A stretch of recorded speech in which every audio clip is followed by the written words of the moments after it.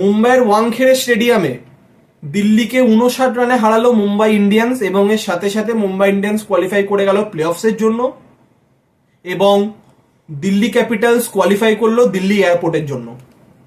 অর্থাৎ তারা আইপিএল 2025 থেকে ছিটকে গেল। অবিশ্বাস্য ডাউনফল।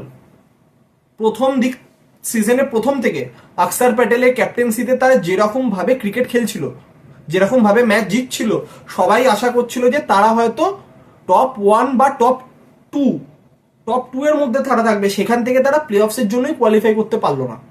তো আজকে কার্যত ভার্চুয়াল নকআউট ছিল ওয়াংখেড়েতে, ভার্চুয়াল নকআউট। যে হারবে কার্যত টাটা বাই বাই। তো সেইখানে প্রথমে ব্যাটিং করে আজকে মুম্বাই 180 করেছিল, আর আজকে যা পিচ ছিল, এই পিচে 181 চেস করা is not a matter of joke. তারপর মুম্বাই ইন্ডিয়ান্সের যা বোলিং অ্যাটাক, দিল্লি পারেনি। দিল্লি শুরুতেই টস জিতে বোলিং করার সিদ্ধান্ত নেয়। তো আজকে আকসার খেলেননি, ডিউপ্লেসিস ক্যাপ্টেন্সি করেছিল। তো প্রথমে ব্যাটিং করে 180 করে মুম্বাই ইন্ডিয়ান্স, তাদের সর্বোচ্চ 73 রান করেন সূর্যকুমার যাদব। যেভাবে তিনি ইনিংসকে বিল্ড করেন এবং শেষ অবধি খেলেন দুর্দান্ত। আর সাথে ফিনিশিং টাচ দিয়ে যান নমন ধীর, তিনি 8 বলে 24 রান করেন। এবং বোলিংয়ের ক্ষেত্রে 2 উইকেট নেন মুকেশ, একটি দুষ্মন্ত চামির, একটি মুস্তাফিজুর, একটি কুলদীপ যাদব। তো সেই রান চেস করতে নেমে মাত্র 121 রান অল আউট হয়ে যায় দিল্লি। তাদের সর্বোচ্চ 39 রান করেন রিজভি, নিগাম করেন 20, আশুতোষ করেন 18 এবং 3টি করে উইকেট পান সান্তনার বুমরা, 1টি করে উইকেট পান উইল জ্যাক্স, দীপক চার, ট্রেন্ট বোল্ট এবং করণ শর্মা। মানে যে কজন বোলারকে তারা ইউজ করেছেন, প্রতি কটা বোলারই তাদেরকে উইকেট দিয়েছেন। এবং যে মোমেন্টামটা সূর্যকুমার যাদব বিল্ড করে গেছিলেন, সেটাই ছিল কার্যত ম্যাচটাকে পকেটে নেওয়ার জন্য।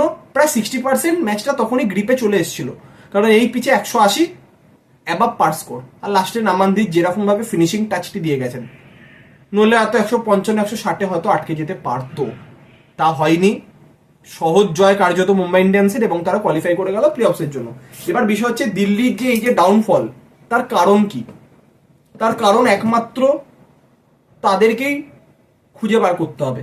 তো আমাদের সকলের বিশ্বাস যে তারা নিজেদের ভুল ত্রুটি শুধরে নেক্সট বছর স্ট্রংলি কামব্যাক করবে। এবং মুম্বাই ইন্ডিয়ান্স সত্যি যেভাবে তারা প্রথম দিকে পারফরমেন্স করছিল, তার থেকে নিজেদের পারফরমেন্সকে বেটার করে তারা এখন প্লে অফসের জন্য কোয়ালিফাই করে গেল। তো তারা চাইবে বাকি ম্যাচ জিতে অন্তরে যাতে টপ 2-তে থাকতে পারে, যাতে তারা কোয়ালিফায়ার 1 খেলার সুযোগ পায়, যাতে তারা একটা ম্যাচ হেরে গেলেও কোয়ালিফায়ার 2-তেও খেলার সুযোগ পেতে পারবে, যাতে তাদের এলিমিনেটর খেলতে না হয়। প্রতিটা দলই এটাই চায়। তো আজকের ম্যাচের ফাইনাল আপডেট, মুম্বাইয়ের ওয়াংখেড়ে স্টেডিয়ামে 59 রানে দিল্লি ক্যাপিটালসকে হারালো মুম্বাই ইন্ডিয়ান্স এবং এর সাথে সাথে মুম্বাই ইন্ডিয়ান্স কোয়ালিফাই করে গেল প্লে অফসের জন্য এবং দিল্লি ক্যাপিটালস এলিমিনেট হয়ে গেল আইপিএল 2025 থেকে।